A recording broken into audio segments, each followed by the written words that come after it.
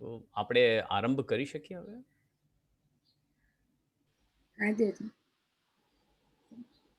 કોઈ એક ટી પટેલ કરીને એક વૈષ્ણવ છે, એમને આજ્ઞા આપી દીધી કે હા આપ શરૂ કરી શકો છો, એટલે હું શરૂ કરું છું.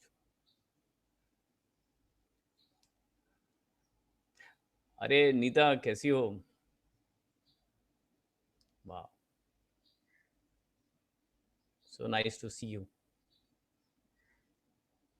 एक चश्मा लगाऊं तो सब बराबर दिखे. अरे ઘણા બધા પરિચિત વૈષ્ણવો મને દેખાય છે અહીંયા. વાહ,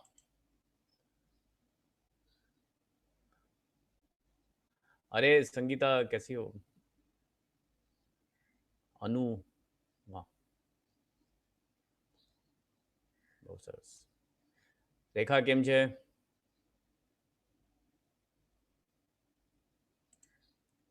ખૂબ સુંદર. ચલો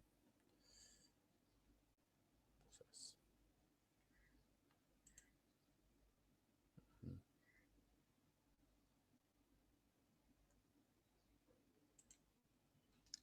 આરંભ આપણે કરીએ હવે.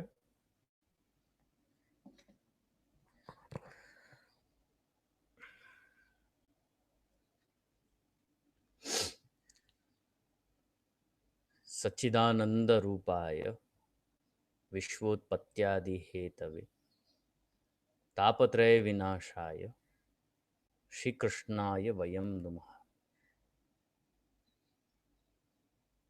वंदे श्री कृष्णदेवं मुरनरकभिदं वेद वेदांत वेद्यं लोके भक्ति प्रसिद्ध्यै यदकुल जलधौ प्रादुरासीदपारः यस्यासीत रूपमेव त्रिभुवन्तर्णे भक्तिवच्च स्वतन्त्रं शास्त्रं रूपं च लोके प्रकटयति मुदा यः स नो भूतिहेतुः. नमो भगवते तस्मै कृष्णायाद्भुतकर्मणे रूपनाम विभेदेन जगत्क्रीडति यो यतः. श्रीकृष्णं परमानन्दं दशलीलायुतं सदा सर्वभक्तसमुद्धारे विस्फुरन्तं परं नुमः. नमो नमस्ते स्तवृषभाय सात्वतां विदूरकाष्ठाय मुहुः निरस्तसाम्यातिशयेन राधसा स्वधामनि ब्रह्मणि रंस्यते नमः. किरातहुणान्द्रपुलिन्दपुल्कसा आभीरकङ्का यवनाः खसादयः ये अन्ये च पापा यदुपाश्रयाश्रया शुद्ध्यन्ति प्रभु विष्णवे नमः.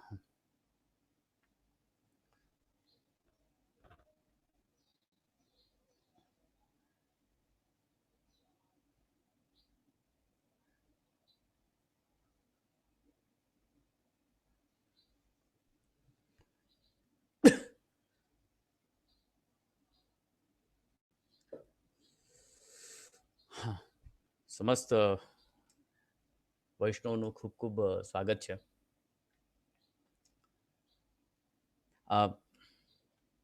ઘણા વર્ષો પહેલા અને હમણાં પણ ઘણીક વાર એવું થાય છે ને કે ટીવી પર કોઈ કાર્યક્રમ આવવાનું હોય કે કોઈ ક્રિકેટનું મેચ આવવાનું હોય કે ફૂટબોલનું મેચ આવવાનું હોય, અચાનકથી શું થઈ જાય કે વરસાદ પડી જાય, કાં તો કોઈ નેટવર્કનો ઇશ્યુ થઈ જાય, કાંઈક તો સેટેલાઇટનો ઇશ્યુ થઈ જાય. તો જ્યાં સુધી એ કાર્યક્રમ શરૂ ન થાય ત્યાં સુધી ઓલા ટીવી વાળા કંઈક બીજું જ રિલે કરી દે. હોય એ જ મેટર, પણ કંઈક બીજું રિલે કરી દે. હવે એ વખતે આપણને બધાને બહુ મનમાં બહુ આપણને ઘમાસાન ચાલતું હોય કે અરે એ મેચ ક્યારે ચાલુ થશે. એ ગમે એટલી સારી પિક્ચર કે ગમે એટલો સારો પ્રોગ્રામ દેખાડી દે, પણ આપણું મન ત્યાં જ હોય. ભાઈ જે પ્રોગ્રામ થવાનો હતો એ રિલે કરો, આ ટાઈમપાસ ન કરો. મને લાગે છે કે ઠીક એવી જ અવસ્થા અત્યારે આપ બધાની થઈ રહી હશે કે આપણને બધાને સાંભળવા તો લાલનને હતા, પણ આ કંઈક બીજો જ મેચ ચાલુ થઈ ગયો. એટલે આઈ કેન અન્ડરસ્ટેન્ડ કે આપને એટલી બધી હમણાં મારામાં રુચિ નહીં હોય, દેટ આઈ કેન અન્ડરસ્ટેન્ડ. મનમાં આપને એ જ બધું આવતું હશે કે અરે એ જે નક્કી કર્યું હતું એ કરો ને, હવે ઠીક છે, હવે રાજુ બાવા છે તો હવે સાંભળી લઈએ, ટાઈમ પાસ કરી લઈએ થોડું. I can understand that, but મારા તરફથી ખાલી એટલું કહું છું કે મારી પૂરતી હું પ્રયત્ન કરીશ કે આપને જેવો આનંદ અન્યત્ર આવતું હોય તેવો જ સત્સંગનો આનંદ અહીંયા પણ આજે પણ આવે એવી હું પૂરતી કોશિશ કરીશ. તો એકવાર જે છે ફરી પાછું આપ બધાનું હું આ જળભરતજીના ચર્ચા સત્રમાં સ્વાગત કરું છું.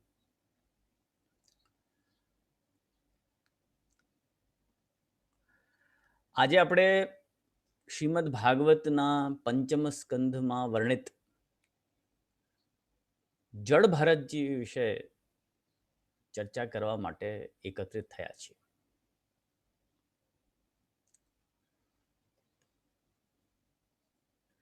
કેમ જળભરતજી?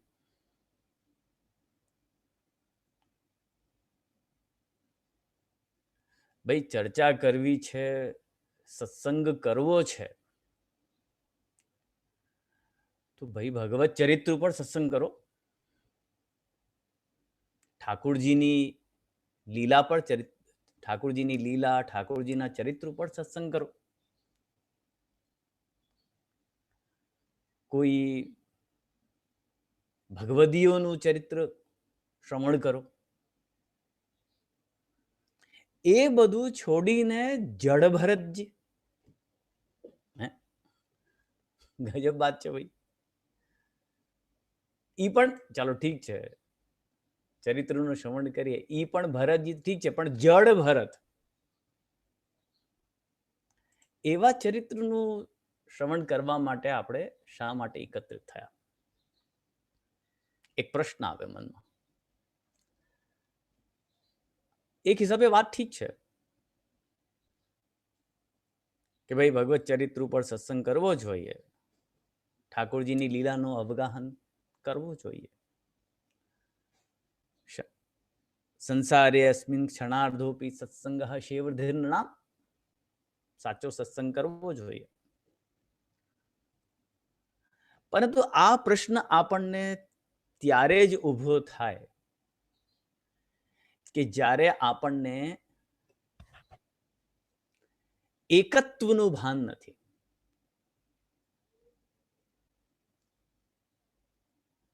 જ્યારે આપણે શ્રીમદ ભાગવત કોઈ ઓર અને ઠાકોરજીનું સ્વરૂપ કોઈ ઓર, આમ અલગ અલગ ભેદ બુદ્ધિથી જ્યારે આપણે વિચારતા હોઈએ ત્યારે જ આ પ્રશ્ન થાય. પરંતુ સ્નેહીજનો, આપ એક વસ્તુ અહીંયા સરખી રીતે આપ સમજી લો. જો મને લાગે છે કે આટલા બધા સાંભળ્યા પછી જરૂર આ વાતનો વિવેક તો આપને અવશ્ય થઈ જ ગયો હશે કે શ્રીમદ ભાગવતમાં અને ઠાકોરજીના સ્વરૂપમાં એ બંનેમાં કોઈ ભેદ નથી.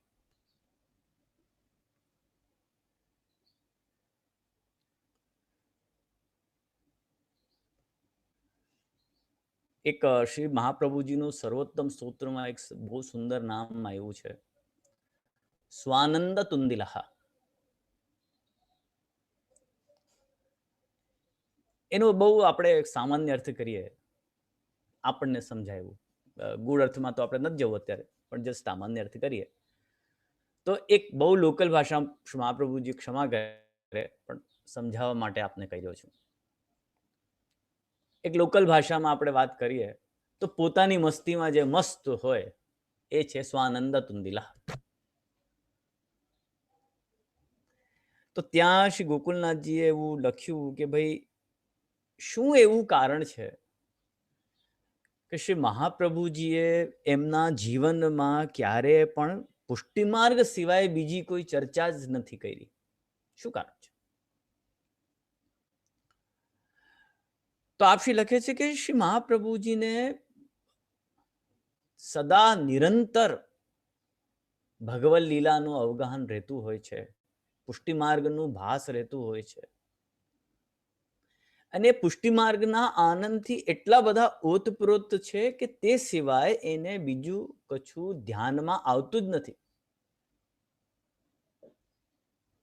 પુષ્ટિમાર્ગના પોતાના આનંદમાં આપ શ્રી મગ્ન બિરાજે છે.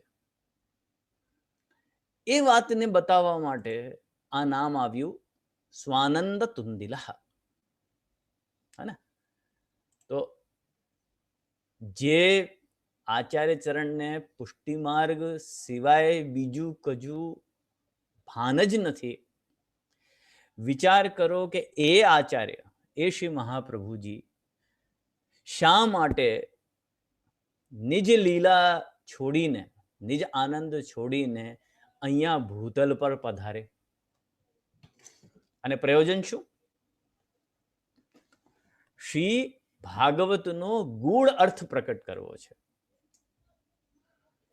તો જે વસ્તુ ઠાકોરજીથી અલગ હશે, જેને સાથે ઠાકોરજીનો કોઈ લેવો દેવો નથી, એ વસ્તુ કરવા માટે શ્રી મહાપ્રભુજી કમથી કમ નિજ લીલા છોડીને તો નહીં જ પધારે.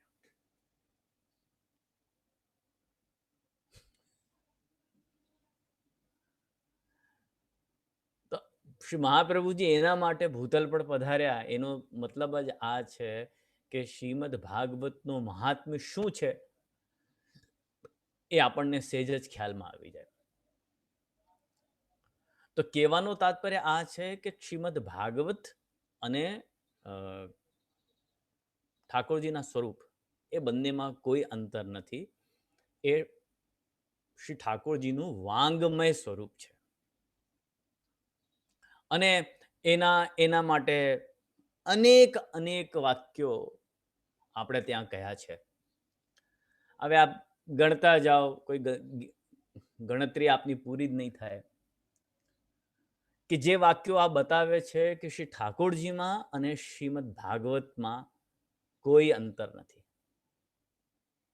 ઉક્ષિપ્ત હસ્ત પુરુષો ભક્તમ આકારયતિ ઉતઃ એતદ ધારણ માત્રેણ કૃષ્ણો વૈ ભવતિ ધૃતઃ શ્રી ભાગવત રૂપેણ કૃષ્ણ એવ અવતિષ્ઠતે ઇદમ ભાગવતમ નામ પુરાણમ બ્રહ્મ સંમિતમ उत्तम श्लोक चरितम चकार भगवान ऋषि कृष्णे स्वधामोपगते धर्म ज्ञानादिभिः सह कलौ नष्ट दृशामेश पुराणार्को अधुना उदितः अत्र सर्गो विसर्गश्च स्थानं पोषणमूतय मन्वन्तरेशानुकथा निरोधो मुक्तिराश्रयः श्रीकृष्णं परमानन्दं दशलीलायुतं सदा सर्वभक्त समुद्धारे विस्फुरन्तं परं नुमः आनन्दस्य हरे लीला तेनेयं मांगमूर्ति प्रत्यक्षा वर्तते हरे सेवनात् श्रवणात् पाठात् दर्शनात् पापनाशिनी इत्यादि अनेक अनेक वाक्यों છે જે આ વાતને પ્રમાણિત કરે છે કે શ્રીમદ ભાગવતમાં અને ઠાકોરજીના સ્વરૂપમાં અભેદ છે, કોઈ અંતર નથી. અને સીધી વાત કે ભાઈ આપણે તો શુદ્ધાદ્વૈતવાદી છીએ, ભેદવાદી નથી, ભેદવાદી છીએ. આપણે ભેદ નથી ગણતા. આપણા માટે તો એક છે. સર્વમ ખલુ ઇદમ બ્રહ્મ. જે કાંઈ છે એ બધું જ ઠાકોરજી છે અને ઠાકોરજીની લીલા છે. એટલે જો શ્રીમદ ભાગવતની અંતર્ગત આપણે જો જડ ભરતજીના ચરિત્ર ઉપર પણ ચર્ચા કરવા બેસીએ છીએ તો એ વસ્તુતઃ મૂળમાં ભગવત ચરિત્રની જ ચર્ચા છે. એ જડ ભરતની ચર્ચા વ્યક્તિગત રૂપથી નથી. કારણ કે એ કે છે ને કે જેવો અધિકારી હોય એવા એવા અધિકારીના હિસાબે ઠાકોરજી અલગ અલગ લીલા કરે, અલગ અલગ ચરિત્ર પ્રસ્તુત કરે. કોઈને અમુક ચરિત્ર માફક આવે, કોઈને અમુક ચરિત્ર માફક આવે. મૂળ વાત આ છે કે જે ઉપદેશ છે, જે સિદ્ધાંત છે, જે પદાર્થ છે, જે તત્વ છે એ ગ્રહણ થવો જોઈએ, કાર્ય સિદ્ધ થવું જોઈએ ગમે એમ પ્રકારે.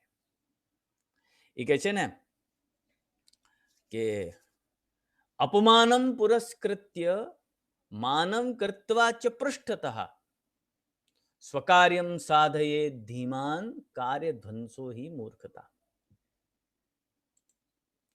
આ જરા સંભાળીને લખીને મૂકી દેજો આ વાતને, બહુ કામ આવશે આ વાત.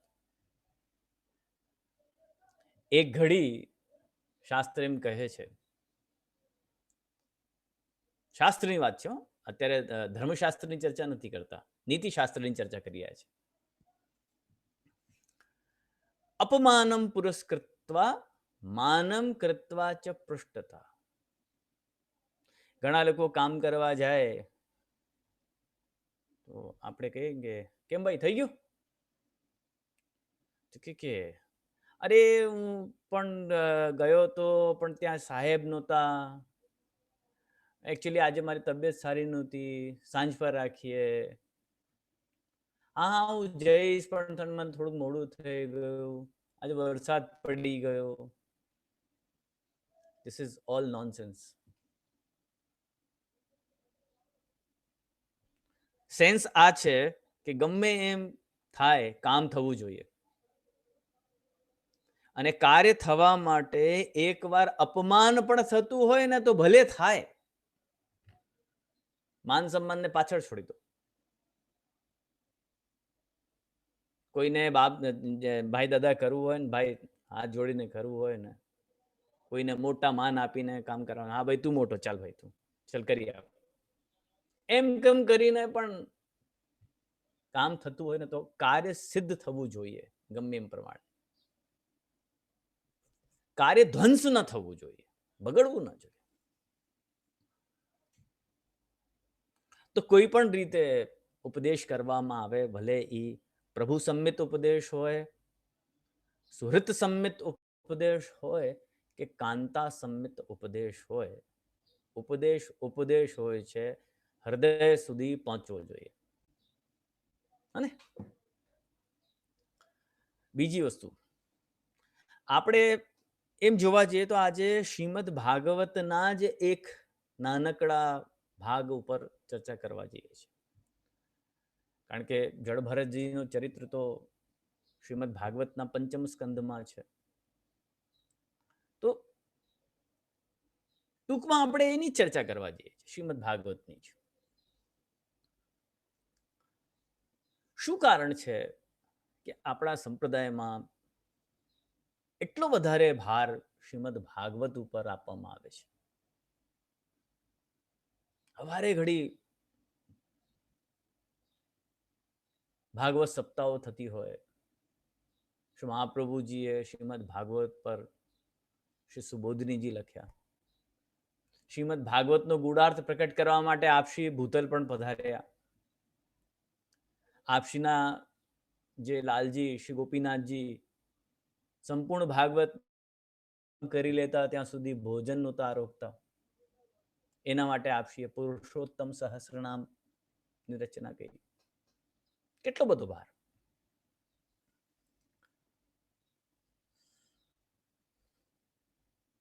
શા માટે? હરિરાયજી આજ્ઞા કરી રહ્યા છે કે ગુણગાનમ ભાગવતાત. જો તમારે હરિમાં ઠાકોરજીમાં ચિત્ત લગાડવું હોય, ચિત્ત ચોંટાડવું હોય, તો વ્યાવૃત્તિ કરતા કરતા, વ્યાવૃત્તિ એટલે કામ ધંધો, નોકરી ધંધો, ભણતર, ગ્રહ કાર્ય, બધું જ.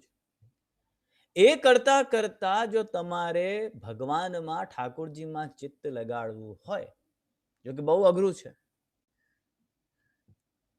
સંસારની ઝંઝટ હોય તો ઠાકોરજીના ચરણારવિંદમાં ચિત્ત ના ચોંટે.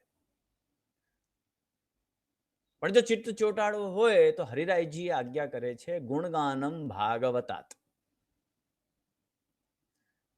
એક પદ્ધતિ આપી છે કે ગુણગાન તમે ભાગવતના માધ્યમથી કરો,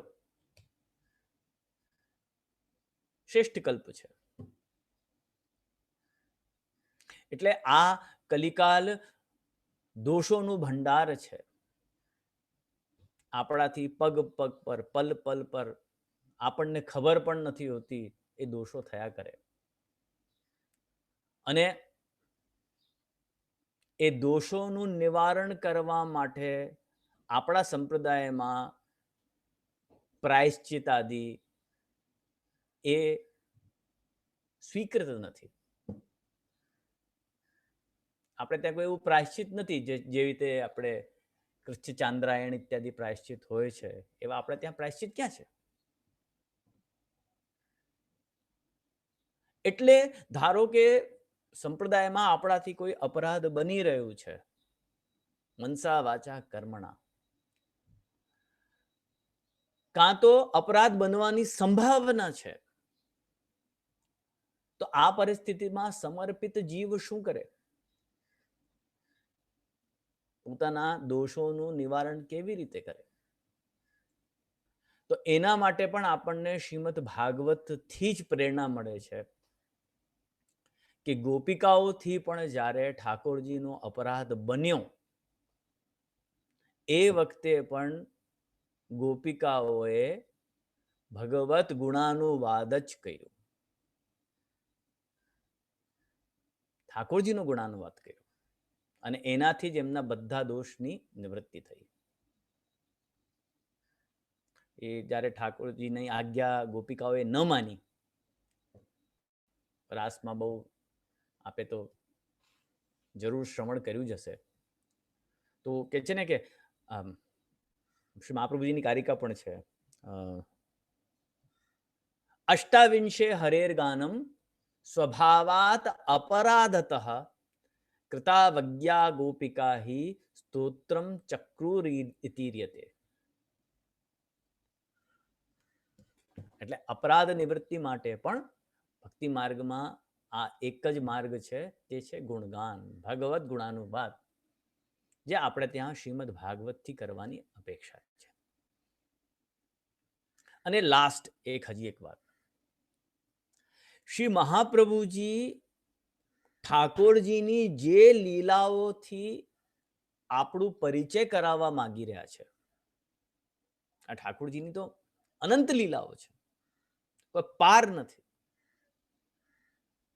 પણ એમાંથી શ્રી મહાપ્રભુજી કે નહીં નહીં દેખો, આ જે ઠાકોરજીની લીલા છે ને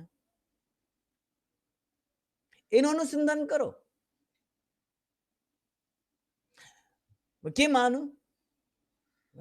ભાઈ આ લીલાનું અનુસંધાન કરશો ને તો બહુ ફટ તરીકે કોઈ સાધન કર્યા વગર, કોઈ જપ કર્યા વગર, કોઈ અનુષ્ઠાન કર્યા વગર, કોઈ યોગ્યતા વગર સેજે ઠાકોરજી પ્રાપ્ત થઈ જશે. તો બોલે કે ભાઈ બ્રહ્મની ઉપાસના તો વેદ આદિમાં પણ વર્ણિત છે, બોલે નહીં ઝંઝટમાં નહીં પડતા, એ તમારું કામ નહીં. તો જે લીલાઓ સારસ્વત કલ્પની જે લીલાઓ સાથે શ્રી મહાપ્રભુજી આપણા બધાનું પરિચય કરાવવા માંગે છે અને આપણાનું અનુસરણ કરાવવા માંગે છે, એ બધી જ લીલાઓ શ્રીમદ ભાગવતમાં જ છે. અન્ય શાસ્ત્રોમાં ભગવત ચરિત્ર છે, લીલાઓ છે, પણ એટલું બધું ગોળ ગોળ ફરાવીને છે કે આપણા જેવા જીવોની બુદ્ધિ તો ખોવાઈ જાય. સામાન્ય જીવની બુદ્ધિનું કામ નથી એ સમજવું. જ્યારે શ્રી ભાગવતમાં એકદમ સહેલું સહેલું સીધું સીધું સીધું વર્ણન છે. બહુ પ્રયાસ નથી કરવો પડતો. એટલા માટે શ્રીમદ ભાગવત એક શ્રેષ્ઠ માર્ગ છે. અને વ્યાસજી કહી પણ રહ્યા છે, કિંબા પરેરીશ્વર. આ શ્રીમદ ભાગવત જેવો શાસ્ત્ર પ્રાપ્ત કરીને હવે શું બીજું કહી શકીએ. તો આવો આપણે એ શ્રીમદ ભાગવત ના માર્ગ ઉપર આપણે ચાલવાનું આરંભ કરીએ. કારણ કે યદ્યપિ કથા સપ્તાહ નથી, છતાંય શ્રીમદ ભાગવતનો એક અંશ તો ખરો. એટલે જ્યાં સુધી જડ ભરતજીનું ચરિત્ર ના આવી જાય ત્યાં સુધીનું એક સારાંશ, આરંભથી લઈને જડ ભરતજી સુધીનું એક જે કથાનક છે એનું આપણે 5-10 મિનિટમાં એનું એક આવર્તન કરી લઈએ, જેનાથી આપણને ખ્યાલ આવે કે જડ ભરતજી કોણ છે અને કેવી રીતે કઈ પરિસ્થિતિમાં એનું વર્ણન શ્રીમદ ભાગવતના પંચમ સ્કંદમાં આવ્યું છે. યદ્યપિ આપણે ઘણીવાર શ્રીમદ ભાગવતનું શ્રવણ કર્યું છે, પણ અત્યારે આપણે બહુ સંક્ષેપમાં 5-10 મિનિટમાં એ લઈ લઈએ. તો આપ બધા જરા તૈયાર થઈ જાઓ, કારણ કે આપણે હવે બધાએ જેટલા બધા અહીંયા છે એ બધાએ આપણે એકબીજાનો હાથ પકડી લીધો છે. એકબીજાનો હાથ આપણે પકડી લીધું છે અને હવે સાથે સાથે હું આગળ ચાલી રહ્યો છું અને આપને હું લઈ ચાલું છું નૈમિષારણ્ય વનમાં, જ્યાં એટલો સુંદર સરસ વાતાવરણ છે જે જીવ ગમ્ય નથી. આ ભૂતલ પર કોઈ પણ સ્થળની રમણીયતા, સુંદરતા એટલી બધી નથી, એટલી હદ સુધી નથી જેટલી કે આ નૈમિષારણ્ય વનમાં છે, જ્યાં વૃક્ષ અને લતાઓના કારણે સઘન વન છે. અનેક ઋષિઓનું વાસ છે. એકદમ એકાંત સ્થાન, કોઈ હલચલ નહીં. અરે હૃદય પણ જો ધધકતો હોય તો એની પણ ધ્વનિ કાનમાં આવે. ચારે બાજુ સ્વચ્છ કોમલ રેતી છે, શ્રમ્ય વન છે, એકાંત છે. અને બીજું તો શું કહું, અહીંયાના સિંહ અને હાથીમાં પણ પરસ્પર વેર નથી. એ નૈમિષારણ્ય વનમાં એક બાજુ વેદોચ્ચારણ થઈ રહ્યો છે, મંગલ મંત્રોની ધ્વનિ વાતાવરણમાં સર્જાય છે, ગુંજાયમાન છે, ઋષિઓ યજ્ઞ કરી રહ્યા છે. અને એવા ઋષિઓના યજ્ઞમાં જે કેવો યજ્ઞ છે, લોક કલ્યાણ માટે 1000 વર્ષ સુધી ચાલનારો યજ્ઞ છે. શૌનકાદી ઋષિઓ એ યજ્ઞ કરી રહ્યા છે. અને યજ્ઞ કરતા કરતા જુએ છે કે એક અત્યંત તેજસ્વી, જાણે મુખમંડળ ઉપર સૂર્ય દેવતાનું તેજ આવ્યું હોય, મોટો ભાલ, તિલક લગાડ્યા, એ કોઈ મહાનુભાવ એમના યજ્ઞમાં પધારી રહ્યા છે.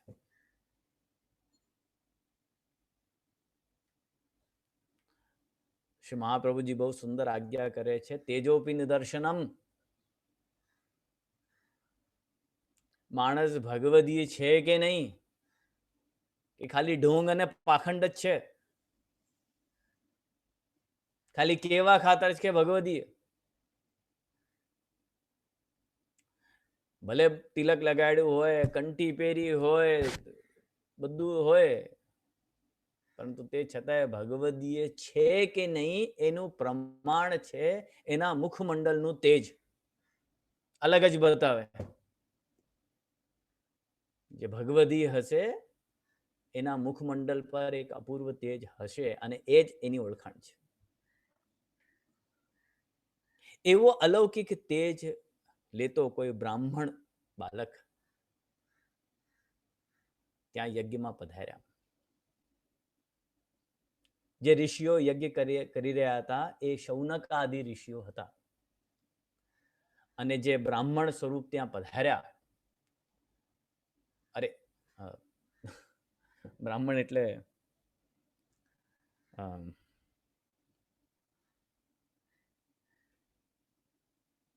નહીં એક્ઝેક્ટલી બ્રાહ્મણ નહીં, કારણ કે શ્રી મહાપ્રભુજી આજ્ઞા કરે છે બ્રાહ્મણ્ય ક્ષત્રિયા જાતઃ સૂતઃ.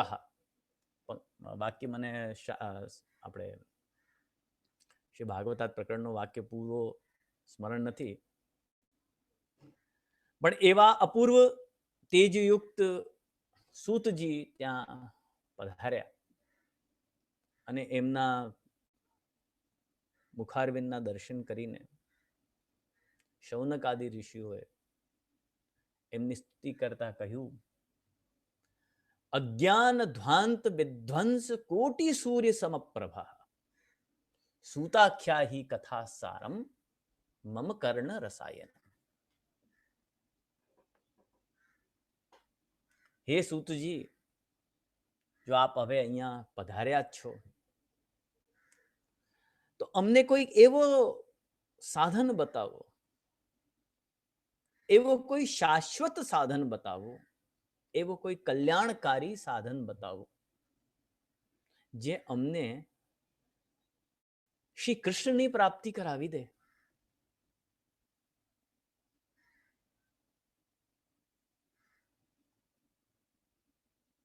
સૂતજીએ કહ્યું કે આપ તો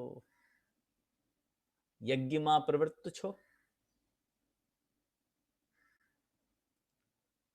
યજ્ઞથી ફલ મળશે, મારી પાસે શા માટે માંગો છો? બહુ સરસ વાત કહી, મજા આવી જાય. શૌનક આદિ ઋષિઓએ કહ્યું કે સૂતજી, ચિંતામણિર લોક સુખમ સુરદ્રુહ સ્વર્ગ સંપદમ પ્રયચ્છતિ ગુરુ પ્રીતો વૈકુંઠમ યોગી દુર્લભમ. જે યોગીઓને પણ દુર્લભ હોય એવા વૈકુંઠની પણ આપ ગુરુ છો, આપ અમને પ્રાપ્તિ કરાવી શકો છો. અને કેવા ગુરુ? પ્રીતઃ ગુરુ, પ્રસન્ન થયેલા ગુરુદેવ. એટલે ફલ પ્રાપ્તિ કરવી હોય, ગુરુની કૃપા હોય તો ગુરુ પ્રસન્ન હોવા જોઈએ.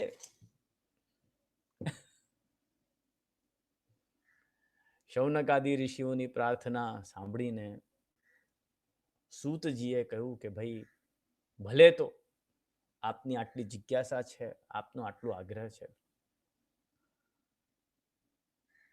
હું જરૂર આપને એવો કલ્યાણકારી સાધન કહીશ, બતાવીશ.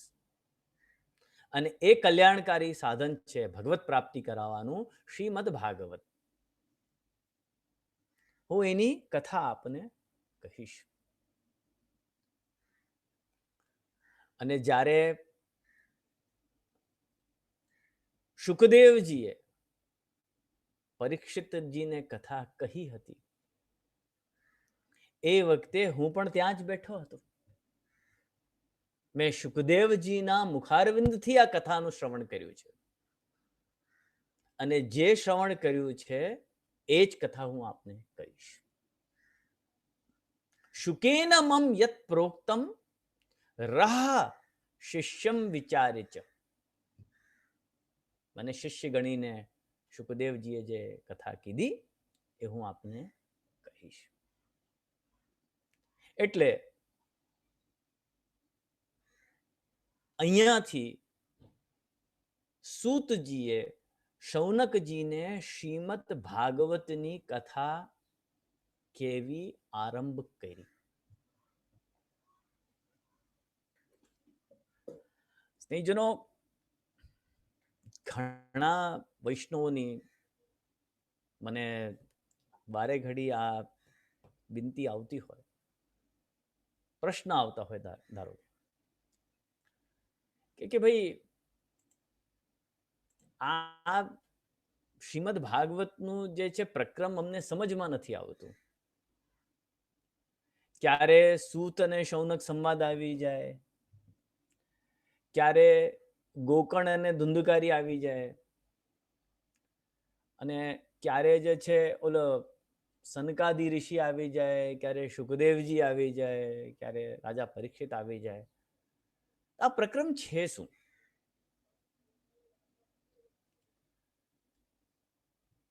આપ અત્યારે આપણું જે ક્રમ ચાલે છે આજનું, એના આ 2 મિનિટમાં 3 મિનિટમાં આ તમે ઈચ્છો તો તમે આ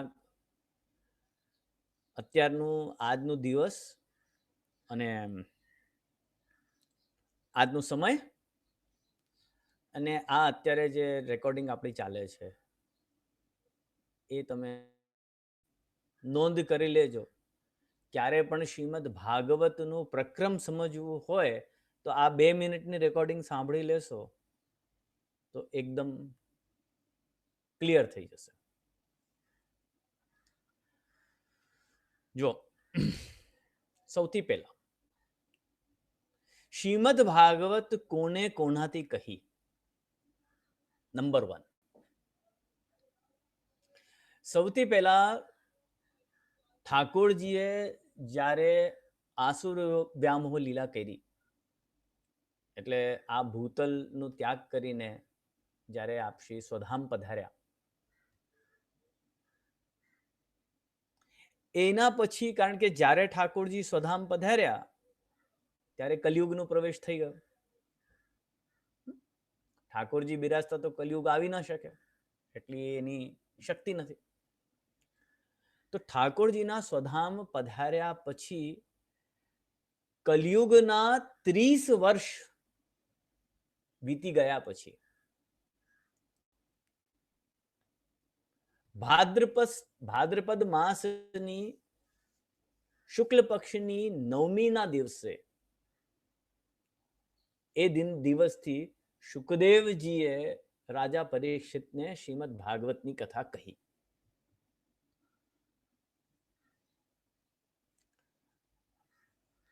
આપને સંક્ષેપમાં લખવું હોય તો લખી લેજો, બાકી રેકોર્ડિંગ સાંભળી લેશો તો એમાં પણ ખબર પડી જશે. શ્રી પરમ પૂજ્ય ગોસ્વામી શ્રી રાજકુમારજી મહારાજ શ્રી પાછા બોલતા થઈ જશે જેમ આપ એક બટન દબાવશો તો, અને આપ 10 વાર બટન દબાવશો તો રાજુ બાવા 10 વાર બોલશે. એટલે આપને લખવાની એટલી પરિશ્રમ કરવાની આવશ્યકતા નથી સ્નેહીજનો. તો એક તો ઈ, હે? અચ્છા, એના પછી જ્યારે શુકદેવજીએ રાજા પરીક્ષિતને કથા કહી દીધી, એ કથા કહેવાના 200 વર્ષ પછી, આફ્ટર આ શ્રીમદ ભાગવત પ્રમાણ છે, આમાં જોઈ લેજો, મહાત્મ્યમાં જ આ વાત લખી છે છેલ્લે. છઠ્ઠા અધ્યાયમાં, મહાત્મ્યના છઠ્ઠા અધ્યાયમાં આ વર્ણન છે, આપ વાંચી લેજો. એના 200 વર્ષ વીતી ગયા પછી અષાઢ માસની શુક્લ પક્ષની 9મીના દિવસે ગોકર્ણજીએ ધુંધકારીને આ જ ભાગવત કથા કીધી. ઠીક. ગોકર્ણજીએ જ્યારે ધુંધકારીને ભાગવત કથા કીધી એના પણ 30 વર્ષ પછી કાર્તિક શુક્લ પક્ષની 9મીના દિવસથી, આ 9મીના દિવસથી જ આરંભ થયું છે બધું, સનકાદીએ નારદજીને કથા કહી. આ થઈ ગયું. અને હવે અત્યારે જે આપણું નૈમિષારણ્ય જ્યાં આપણે બધા બેઠા છીએ, મેં આપને તો વર્ણન કરી કે સરસ રેતી પાથરી છે, આમ ગાદલાની જરૂર ન પડે, સુરમ્ય વાતાવરણ છે,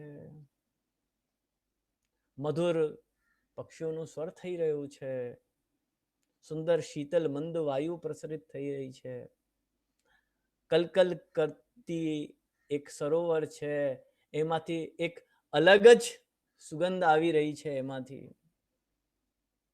એ વાતાવરણ નહોતું કીધું, બસ ત્યાં આવી જાવ ત્યાં પાછા. તો આ બધા થયા પછી અત્યારે આપણે જ્યાં છીએ એ વાતાવરણમાં સૂતજી શૌનક આદિ ઋષિઓને આજ શ્રીમદ ભાગવત કથા કહી રહ્યા છે, જે આ લોકો કહી ગયા.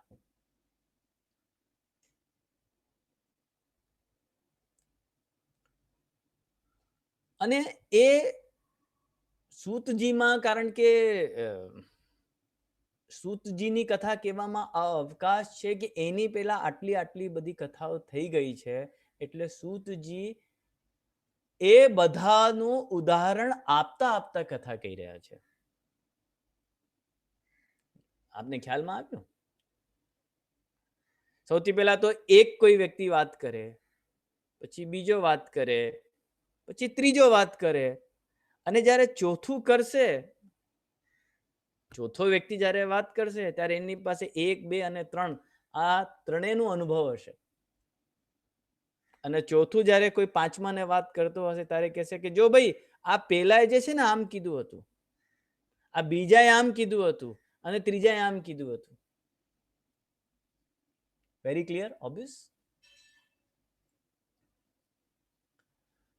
તો આ કરતા કરતા સૂતજી જ્યારે શૌનકજીને શ્રીમદ ભાગવત કથાનું વર્ણન કરી રહ્યા છે, એ કથામાં આપશ્રી જ્યારે સુખદેવજી અને પરીક્ષિતજીનું ઉદાહરણ આપતા, એમની ચર્ચા કરતા જ્યારે કહી રહ્યા છે કે ભાઈ પરીક્ષિત અનશન વ્રત લઈને બેઠા હતા અને ત્યાં સુખદેવજી પધાર્યા. આ કોણ કહી રહ્યું છે? સૂતજી કહી રહ્યા છે શૌનકાદિ ઋષિઓને. તો પરીક્ષિતે ભગવત સંબંધી ચર્ચા કરી, અને ભગવત સંબંધી ચર્ચા કરતા કરતા અચાનકથી રાજા પરીક્ષિતની જિજ્ઞાસા વધી, અને એ જિજ્ઞાસાના લીધે રાજા પરીક્ષિત પ્રશ્ન કરી રહ્યા છે કે મારી જિજ્ઞાસા હવે વધી રહી છે, સૌથી પહેલા મને શરૂઆતથી વાત કહો. સુખદેવજી કહ્યું, શરૂઆતથી એટલે? બધા આરંભથી. બોલે આરંભથી એટલે શું? બોલે આ સૃષ્ટિ આખી જ્યારે બની ત્યાંથી મને બતાવો. હવે તમારે ઊંડાણથી સમજવું છે, આ ઉપરથી મને નહીં ચાલે, મને સંતોષ નહીં થાય. તો સુખદેવજીએ રાજા પરીક્ષિતને મૈત્રેયજી અને વિદુરજીનું જ્યારે સંવાદ થયું હતું એ ઉદાહરણ આપતા કહ્યું કે હે રાજા, આપ મને સૃષ્ટિ વિશે જે પ્રશ્ન કરી રહ્યા છો એ જ પ્રશ્ન વિદુરજીએ મૈત્રેયજીને પણ કર્યો હતો. અને જે થયું હતું એ જ હું આપને કહીને સંભળાવું છું.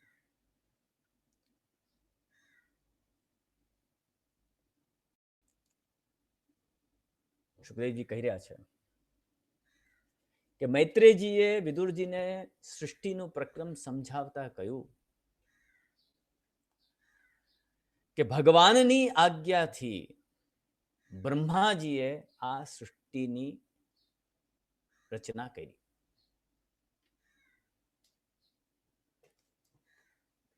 ભગવાનના નાભી કમલમાંથી બ્રહ્માજીનું પ્રાકટ્ય થયું. બ્રહ્માજીની જ્યારે આંખ ખુલે છે ત્યારે એ જુએ છે કે હું એક બહુ મોટા કમલ ઉપર બિરાજમાન છું અને મારે ચારે કોર જલ જલ અને જલ જલ સિવાય બીજું કશું છે જ નહીં. અરે હું કોણ છું? ક્યાંથી આવ્યો? ક્યાં છું? મારે શું કરવાનું છે? આ બધું શું છે? ચારે બાજુ જલ. કાંઈ એમને સૂઝતું નહોતું. વિચાર કરતા કરતા સચિંતયન દ્વયક્ષરમ એકદામ સ્યુપાશ્રુનો દ્વિર્ગતિતમ વચો વિભુ. અચાનકથી વાતાવરણમાં એક ગુંજાયમાન થઈ. એ ધ્વનિના કેવલ 2 અક્ષર હતા. પહેલો અક્ષર હતો ત, તકિયાનો ત.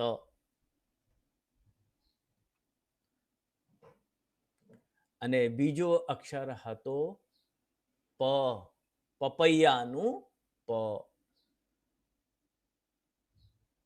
સ્પર્શેષુ ષોડશમ એકવિંશન.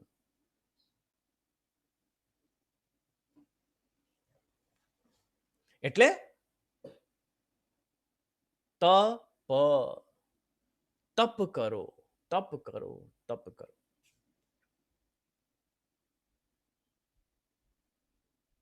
બ્રહ્માજીને આકાશવાણી થઈ રહી છે કે આપ તપ કરો. તપ કરવાથી જે આપ વિચારી રહ્યા છો, જે આપ ઈચ્છી રહ્યા છો, બધી વસ્તુનું સમાધાન મળશે.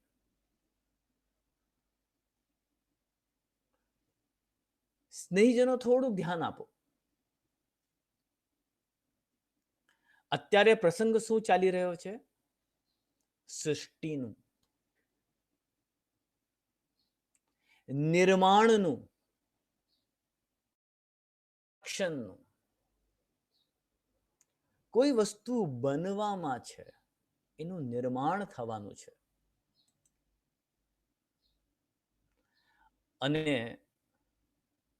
કોઈ પણ વસ્તુનો જ્યારે નિર્માણ થતો હોય, કોઈ વસ્તુ બનવામાં આવતી હોય, કોઈ ચીજનું અસ્તિત્વ બનવામાં આવતું હોય, એ વસ્તુ માટે જો સૌથી વધારે આવશ્યક તત્વ હોય, જો સૌથી વધારે આવશ્યક પદાર્થ હોય, એ તપ જ છે. તપનો અર્થ શું થાય? તપનો અર્થ થાય કોન્સન્ટ્રેટ કરો, એકાગ્રચિત્ત થાઓ, તન્મય થાઓ, ડેડિકેટેડ થાઓ, ઓતપ્રોત થઈ જાઓ. અરે જે વસ્તુ તમારે કરવાની છે, એ ભલે નોકરી હોય કે ધંધો હોય કે ભણતર હોય કે સમાજ હોય કે પરિવાર હોય કે સંબંધો હોય, જો તમારે કોઈ વસ્તુનો નિર્માણ કરવો હોય, કોઈ વસ્તુ તમારે બનાવવી હોય, કોઈ વસ્તુનું સર્જન કરવું હોય, તો એના માટે આવશ્યક છે કે તમે તપ કરો.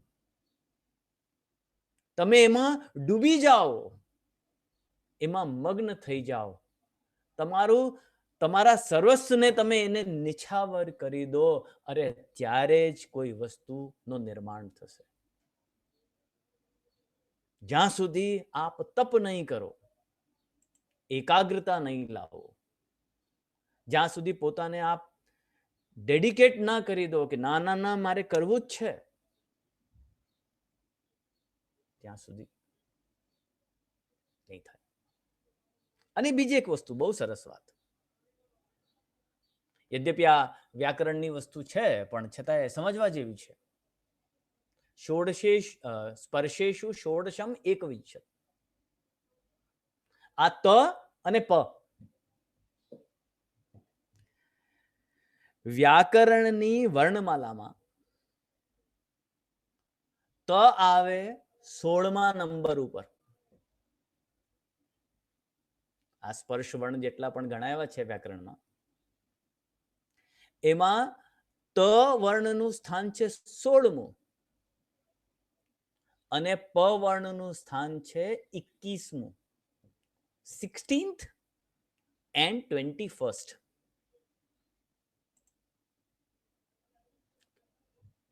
હવે આ વિચાર કરો કે કોઈ વસ્તુનું નિર્માણ કરવું હોય, સૃજન કરવું હોય, ઉત્પત્તિ કરવી હોય, તો એના માટે 16 વર્ષથી 21 વર્ષ સુધીનો ટાઈમ જ is the most important time. વિચાર કરો.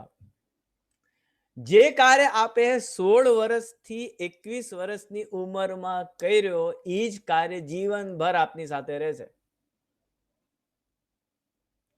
What you are today is because of what you did when you were between 16 to 21. કારણ કે એ જ આયુ નિર્માણની આયુ છે. એ આયુમાં 16 વર્ષથી લઈને 21 વર્ષની આયુમાં આપે જે કાર્ય કર્યા હશે, ધારો કે બેદરકારી કરી હશે, તો આજ આપનું જીવન એના અનુરૂપ જ હશે. અને જો ધ્યાન આપ્યું હશે, ભણ્યા ગણ્યા હશો, તો આજે આપનું જીવન એ પ્રમાણે જ હશે. તો એમ પણ શાસ્ત્ર કેવી રીતે જોડાય? શાસ્ત્ર કોઈ દિવસ ખોટું ના બોલે. તો ષોડશમ એકવિંશમ, આ તપ કરો, તપ કરો. બ્રહ્માજીએ તપ કર્યો અને તપ કર્યા પછી ભગવદ આજ્ઞા સૃષ્ટિ નિર્માણની છે એમને જાણ થઈ અને એમને સૌથી પહેલા આ પંચ મહાભૂતની રચના કરી. પૃથ્વી, જલ, તેજ, વાયુ અને આકાશ. અને એના કર્યા પછી એમને અજ્ઞાનની 5 વૃત્તિઓનું નિર્માણ કર્યું. તમ, મોહ, મહામોહ, તામિશ્ર અને અંધતામિશ્ર. પરંતુ આ પાપમય સૃષ્ટિ, અંધકારમય સૃષ્ટિ કરીને એમને પ્રસન્નતા ન થઈ. એટલે એમને મનથી ભગવાનના ધ્યાન કર્યો અને ધ્યાન કરવાથી જ્યારે મન પવિત્ર થયો, ત્યારે એમને 4 માનસ પુત્ર પ્રકટ કર્યા. સનક, સનત, સનંદન અને સનાતન. એ જ સનકાદી ઋષિ જે આવે છે શ્રીમદ ભાગવતમાં, એ આ છે.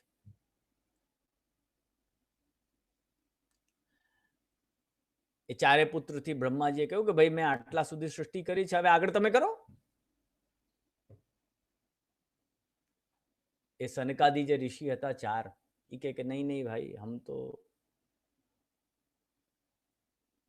भगवान के चरणारविंद में ध्यान करने वाले हैं, हम सृष्टि के झंझट में नहीं पड़ेंगे.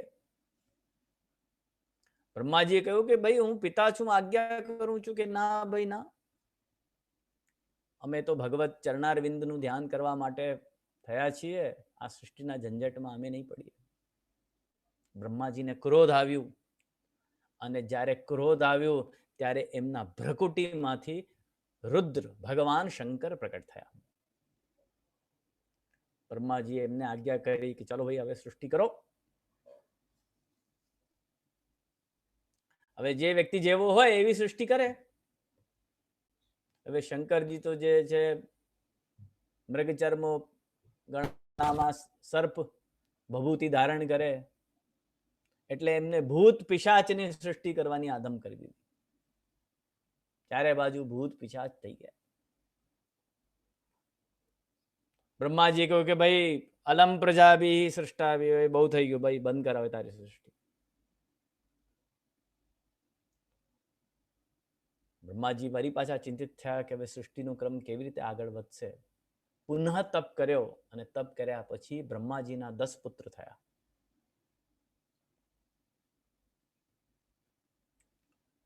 ગોદમાંથી નારદજી થયા. બ્રહ્માજીના અંગૂઠામાંથી દક્ષ થયા. ત્વચામાંથી ભૃગુ ઋષિ થયા. હાથમાંથી કૃતુ થયા. પ્રાણથી વશિષ્ઠ ઋષિ થયા. નાભીથી પુલહ ઋષિ થયા. કાનમાંથી પુલસ્ત્ય ઋષિ થયા. મુખમાંથી અંગિરા ઋષિ થયા. નેત્રમાંથી અત્રિ ઋષિ થયા અને મનમાંથી મરીચી થયા. એ પછી બ્રહ્માજીએ અસંખ્ય સૃષ્ટિની રચના કરી. એમની છાયાથી, બ્રહ્માજીની છાયા શેડો, એનાથી કરદમ ઋષિ થયા. એમને 4 આયુર્વેદની રચના કરી, ધનુર્વેદની રચના કરી, ગાંધર્વ વેદ સંગીત શાસ્ત્રની રચના કરી. 4 પ્રકારના ધર્મ, 4 પ્રકારના આશ્રમ, અમને એની વૃત્તિઓ એની રચના કરી. 7 પ્રકારની વિદ્યાઓની રચના કરી. સંગીતના 7 સ્વરની રચના કરી. નિષાદ, ઋષભ, ગાંધાર, ષડ્જ, મધ્યમા, ધૈવત અને પંચમ. આટલી સૃષ્ટિ કર્યા પણ જેટલી સૃષ્ટિ બ્રહ્માજી કરતા હતા એટલી જ રહી જતી હતી.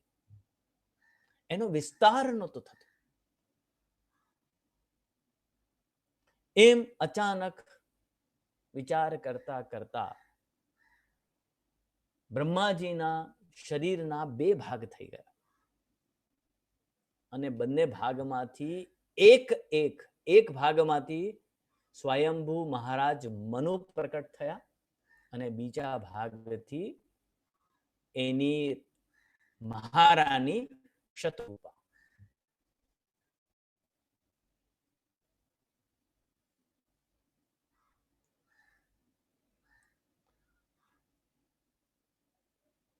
સ્નેહીજનો 2 મિનિટ જરૂર આમાં લઈશું,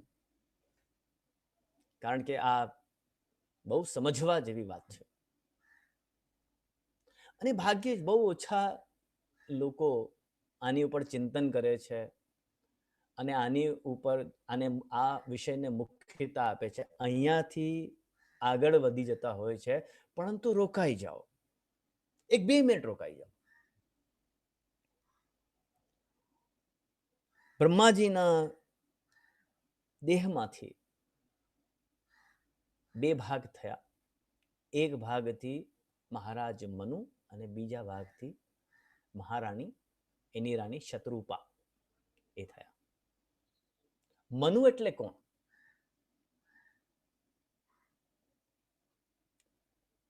મનુનો તાત્પર્ય છે જ્ઞાન, વિચાર, ચિંતન, મનન.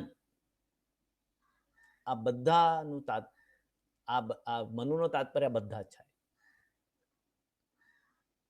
અને શત્રુપાનો અર્થ છે ભાવના, ભાવ.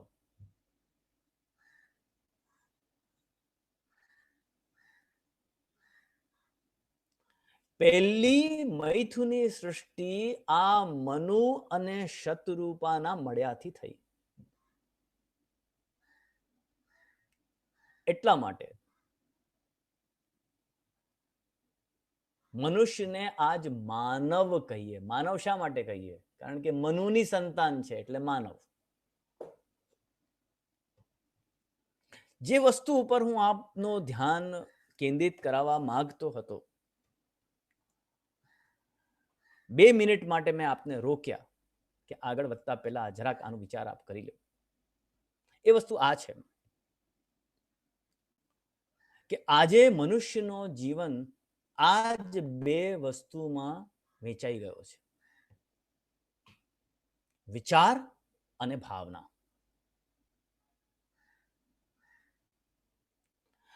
આજે 2 વસ્તુમાં વેચાઈ જવાના કારણે જ આપણા જીવનમાં ક્લેશ છે, દુઃખ છે, પીડા છે. અમુક લોકો એવા હોય છે કે એ લોકો કેવલ વિચાર જ કરે, તર્ક બુદ્ધિ કરે. આમ કેમ, તેમ કેમ, આ શા માટે, ફલાનું શા માટે, જાડજીમાં લાલ જ કપડું કેમ, પીળું કેમ નહીં, આમ કેમ થાય, તેમ કેમ થાય, બ્રહ્મસમન કેમ લેવું,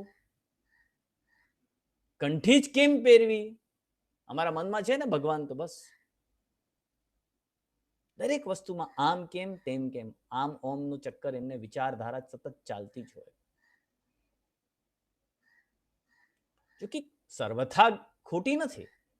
પ્રશ્ન કરવો કે વિચાર કરવો, ચિંતન કરવું, કોઈ વસ્તુનો પ્રામાણિક ઉત્તર મેળવવો, એ વસ્તુ ખોટી નથી.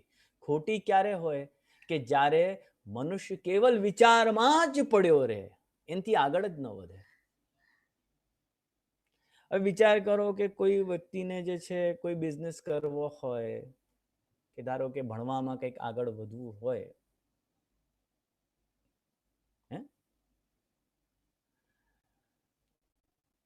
હવે એ પ્લાનિંગ જ કરતો રહે.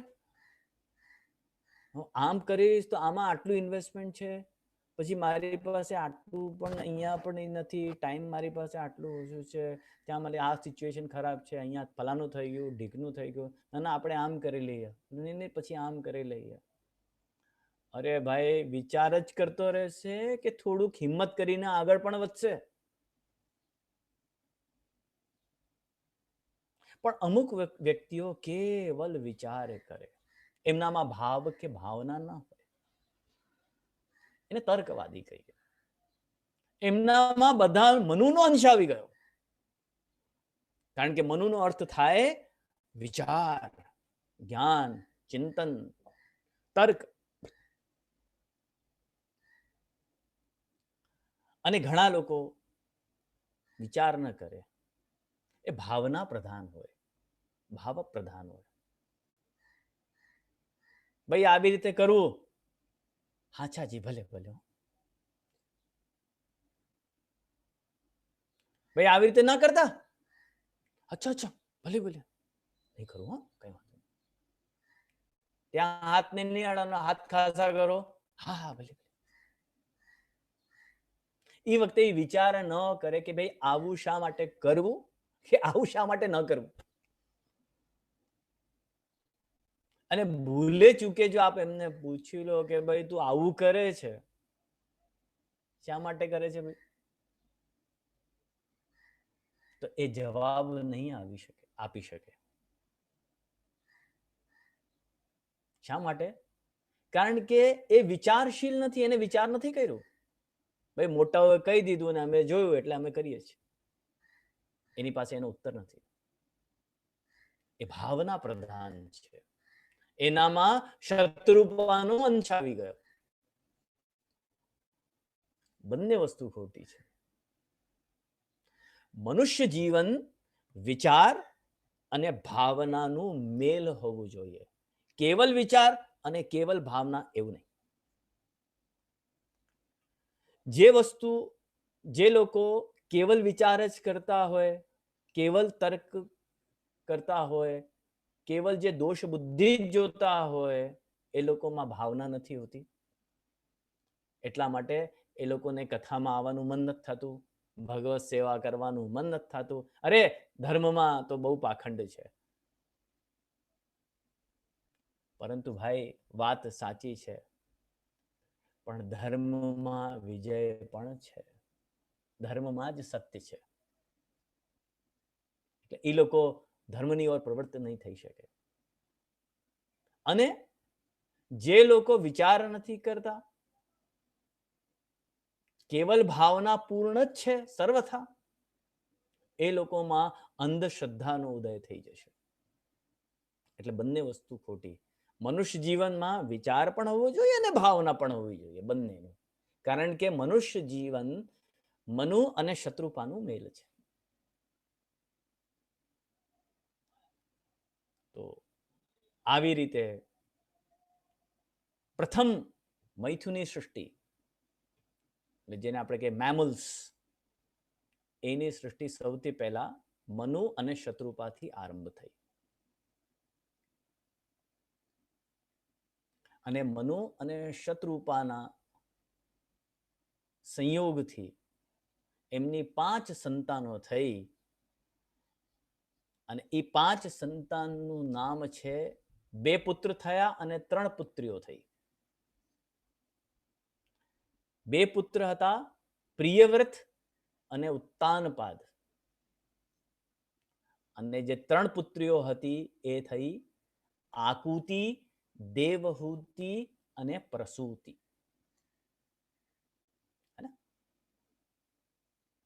આ જેટલું પણ સૃષ્ટિનું વિસ્તાર થયું છે, આ 5 સંતાનોના લીધે જ થયું છે. પ્રિયવ્રત, ઉત્તાનપાદ, આકુતિ, દેવહૂતિ અને પ્રસૂતિ. એનામાં આપણે અહીંયા જે ચરિત્રનું આપણે શ્રવણ કરવા આપણે જઈ રહ્યા છે, જડ ભરતજીનું ચરિત્ર, એ જે મેં આપને 5 સંતાન કહી ને, પ્રિયવ્રત, ઉત્તાનપાદ, એમાં પ્રિયવ્રતના વંશમાં જડ ભરતજીનો જન્મ થયો.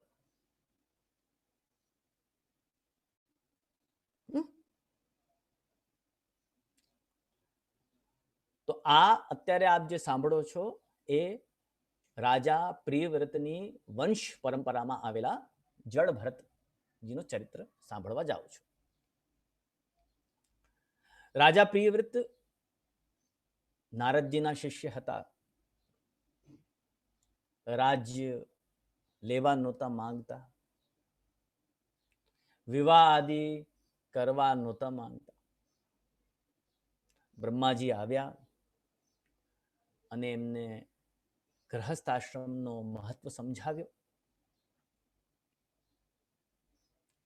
એમના સમજાયા પછી એમને ગૃહસ્થ આશ્રમનો સ્વીકાર કર્યો. અને સ્વીકાર કર્યા પછી એમના જ વંશમાં આગળ જઈને રાજા આગનિદ્રના પુત્ર રાજા નાભી, રાજા નાભીના પુત્ર થયા ઋષભદેવજી. અને એ ઋષભદેવજીના 100 પુત્ર થયા. એ 100 પુત્રમાંથી સૌથી મોટા ધર્માત્મા અને ગુણવાન પુત્ર હતા ભરતજી, ઋષભદેવજી. અને એ ભરતજીથી નાના હતા, આપને યાદ, શ્રીમદ ભાગવતના એકાદશ સ્કંદમાં નવયોગેશ્વરની ચર્ચા આવે છે. એ 9 યોગેશ્વર હતા. એ 9 યોગેશ્વર આ ભરતજીના જ નાના ભાઈઓ હતા, જે આગળ જઈને યોગી બની ગયા, વિરક્ત થઈ ગયા.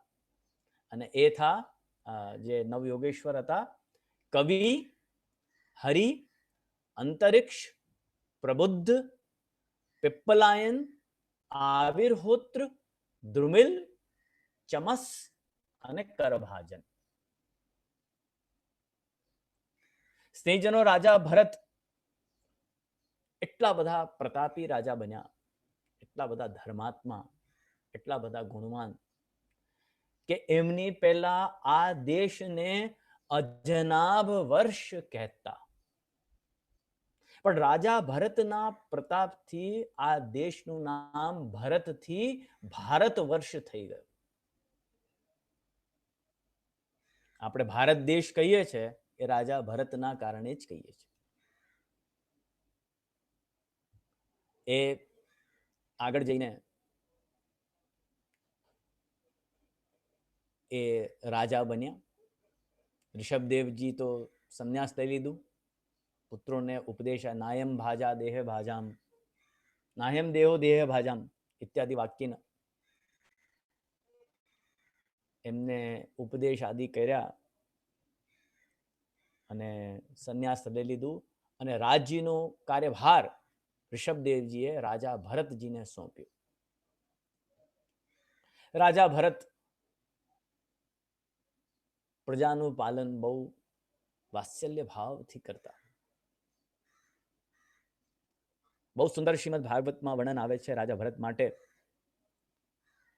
કે એમને પિતાની આજ્ઞામાં રહીને, એટલે પિતાની આજ્ઞાથી, પિતાએ આજ્ઞા કરી એટલે વિશ્વરૂપની કન્યા પંચજનીથી વિવાહ કર્યો. શ્રીજનો રાજા ભરત માટે આ એક 5 વાત શ્રીમદ ભાગવતમાં કહેવાય છે. અતિ સુંદર.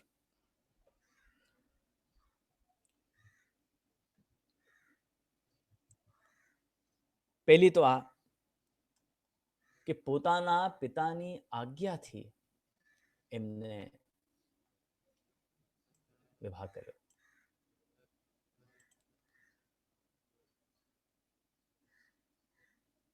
આ શબ્દ પિતાની આજ્ઞા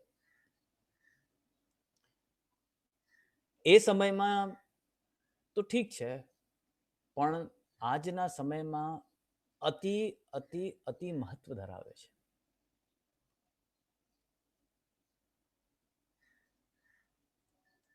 સુખી સંસારના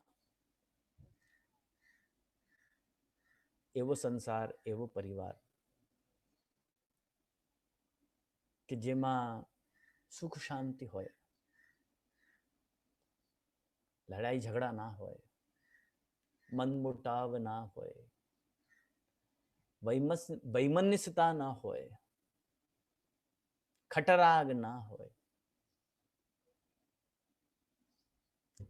એની મૂળમાં એના ગર્ભમાં એક જ વસ્તુ રહી ગઈ છે અને એ છે આજ્ઞાકારી સંતાન.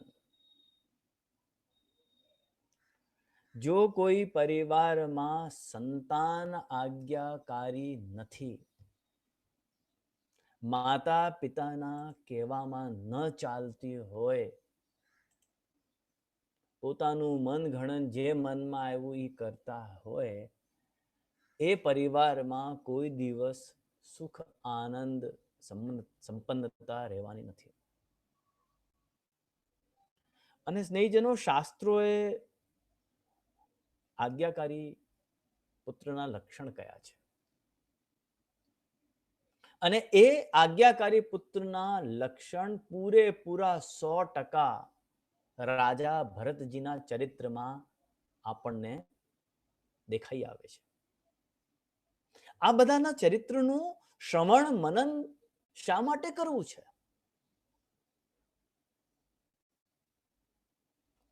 યદ્યદાચરતિ શ્રેષ્ઠ તત્તદેવેતરો જનઃ સયત પ્રમાણમ કુરુતે લોકસ્તદનુવર્તતે.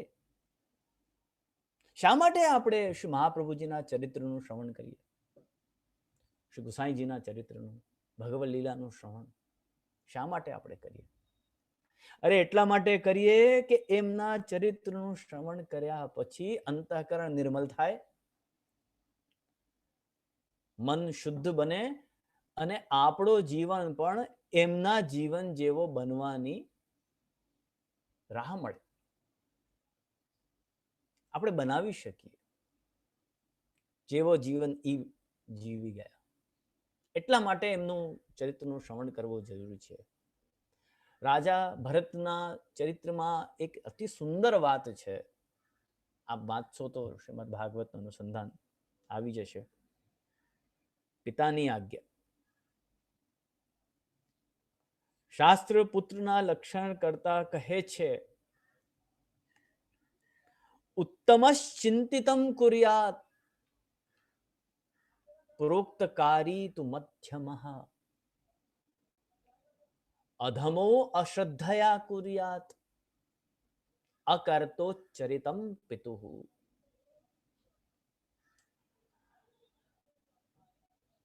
જે પુત્ર પિતા આજ્ઞા કરે અને પિતાની આજ્ઞાનુસાર એ પિતાની આજ્ઞાનું પાલન કરીને કાર્ય કરી દે, શાસ્ત્ર કહે છે, આપણી દૃષ્ટિમાં તો એ બહુ ઉત્તમ છે ભાઈ. અરે વાહ, પિતાએ આજ્ઞા કરી અને આજ્ઞાનું પાલન કરી દીધું ભાઈ. આપણા માટે ઉત્તમ કોટીમાં આવી ગયો. પરંતુ શાસ્ત્ર કહે છે કે જે આજ્ઞા કર્યા પછી કાર્ય કરી દે એ પુત્ર મધ્યમ કોટીનો પુત્ર છે, મીડિયમ લેવલનો.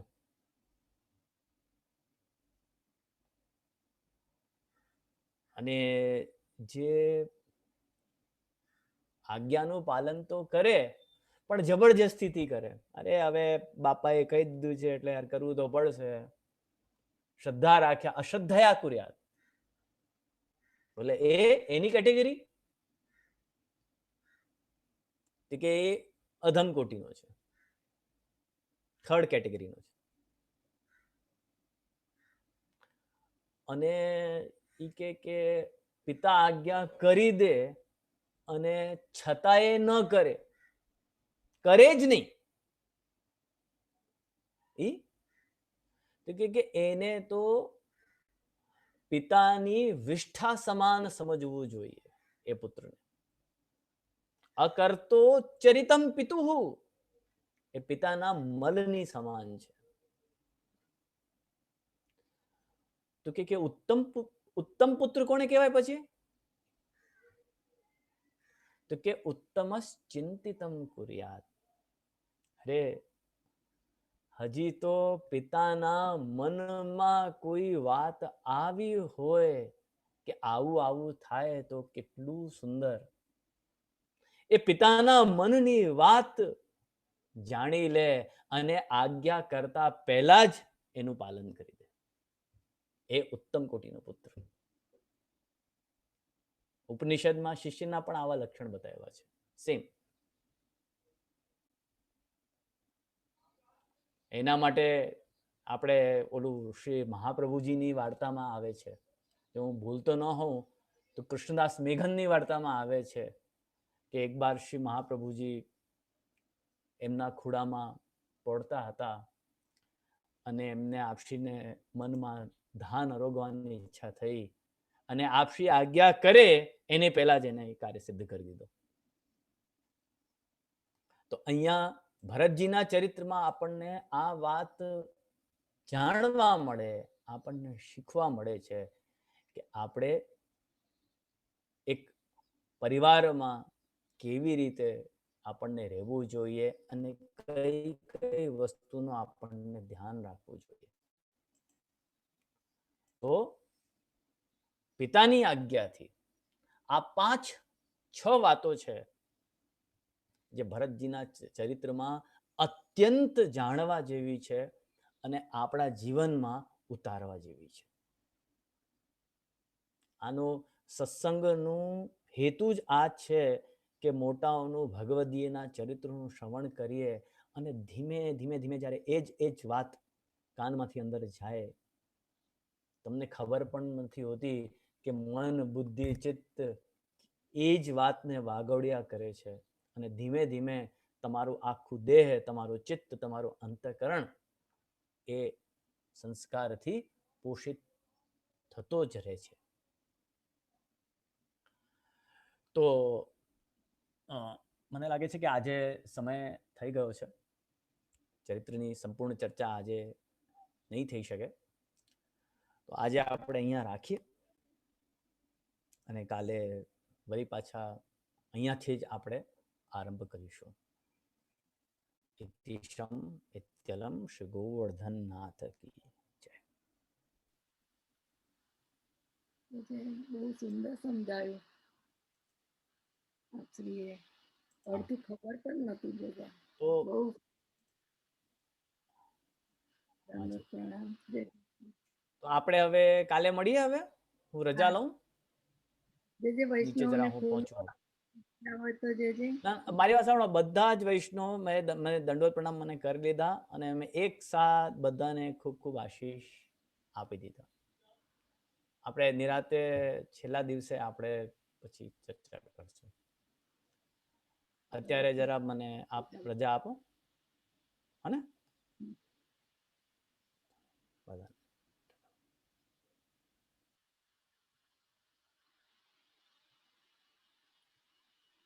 રેખાબેન, જય શ્રી કૃષ્ણ. જય શ્રી કૃષ્ણ. કેમ છે? આનંદ આવ્યો રાજબાવાને સાંભળીને. હા, ખૂબ આનંદ આવ્યો. હા, કેમ છો બધા? સૌને વૈષ્ણવોને જય શ્રી કૃષ્ણ. જય શ્રી કૃષ્ણ. કૃષ્ણ.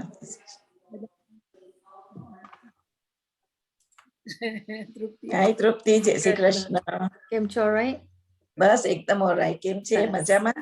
આનંદમાં. Good good seeing you. નામ ચેતના. હા, ચેતના ને. હા, જય શ્રી કૃષ્ણ ચેતના. હા, જય શ્રી કૃષ્ણ. જય શ્રી કૃષ્ણ. જય શ્રી કૃષ્ણ. કેમ છો?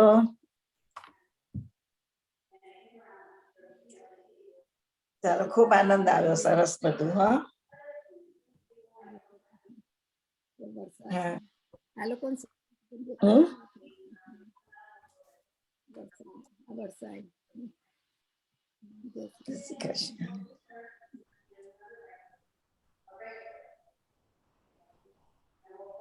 ચાલો વૈષ્ણવને ખોલું બધાને. ચાલો, જય શ્રી કૃષ્ણ.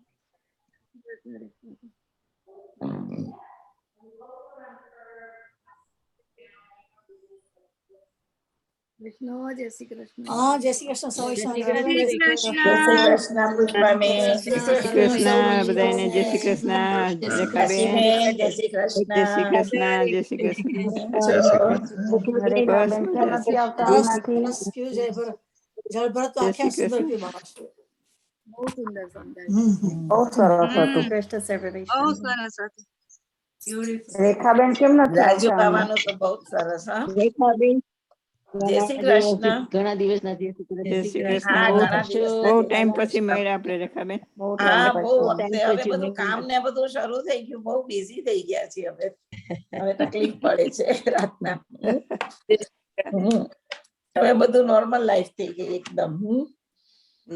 એટલે બીજી બીજી થઈ જાય. બરાબર છે. હા, હવે બિઝી થઈ ગયા. હવે કામે જાઓ ને ઘરે આવવાનું બધું.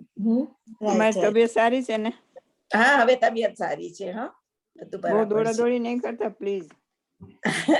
તમે મંદિરે, હું ભૂલી જ ગઈ તમને કેતા, આમનો જન્મ દિવસ હતો આપણા છાયાના મમ્મી. ઓહ, ક્યારે હે. રાખ્યું હતું? એમનો આ રવિવારે રાખ્યો હતો.